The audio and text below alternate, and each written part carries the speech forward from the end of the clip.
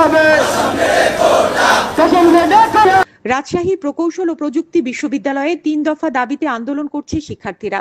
প্রকৌশলী অধিকার আন্দোলনের ব্যানারে বেলা 11:30 থেকে দুপুর 1টা পর্যন্ত রাজশাহী নগরীর তালাইমারি মোড়ে অবস্থান নিয়ে এ কর্মসূচি পালন করেন শিক্ষার্থীরা। এতে ওই এলাকায় যান চলাচল সীমিত হয়ে পড়ে। আন্দোলনকারীদের দাবিগুলো হলো: ১. ইঞ্জিনিয়ারিং নবম গ্রেডের সম্মান পদে প্রবেশের জন্য বিএসসি ইন ইঞ্জিনিয়ারিং ডিগ্রিধারীদের জন্য বাধ্যতামূলক পরীক্ষা চালুর দাবি। ২. টেকনিক্যাল দশম গ্রেডের সম্মান পদ সবার জন্য উন্মুক্ত রাখা এবং ডিপ্লোমা ও বিএসসি উভয় শ্রেণীর ডিগ্রিধারীদের সমানভাবে প্রতিযোগিতার সুযোগ প্রদান।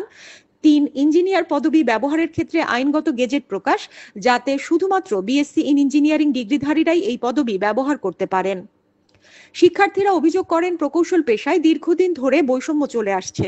বর্তমানে বাংলাদেশ বিদ্যুৎ উন্নয়ন বোর্ডে এ গ্রেড পদে কর্মরত প্রকৌশলীদের মধ্যে ৬২.৭% বিএসসি ইঞ্জিনিয়ার, অথচ ৩৭.২% ডিপ্লোমা থেকে প্রমোশন প্রাপ্ত। তবুও ডিপ্লোমাধারীরা 50% কোটা দাবি করছেন।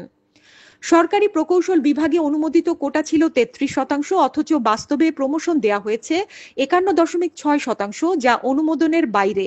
2024 সালে বিসিএস গণপূর্ত ক্যাডারে মাত্র 25 জন প্রকৌশলী নিয়োগ পেলেও একই বছরে প্রমোশন প্রাপ্ত প্রকৌশলীর সংখ্যা 19 জন, যা 33.3% নয় বরং 43% উন্নীত হয়েছে।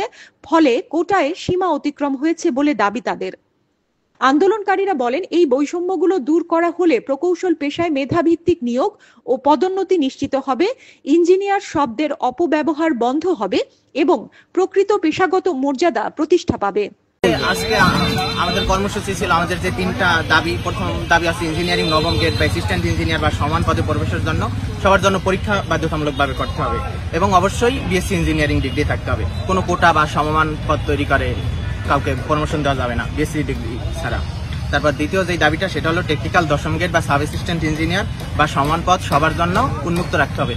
কারণ দেখা যাচ্ছে যে বর্তমানে ডিপ্লোমা সিন্ডিকেট 100% কোটার মাধ্যমে একটা ইঞ্জিনিয়ারিং প্রকৌশলী পদ দখল করে রাখছে, যেটা আসলে দেশের জন্য অনেক বড় একটা লস।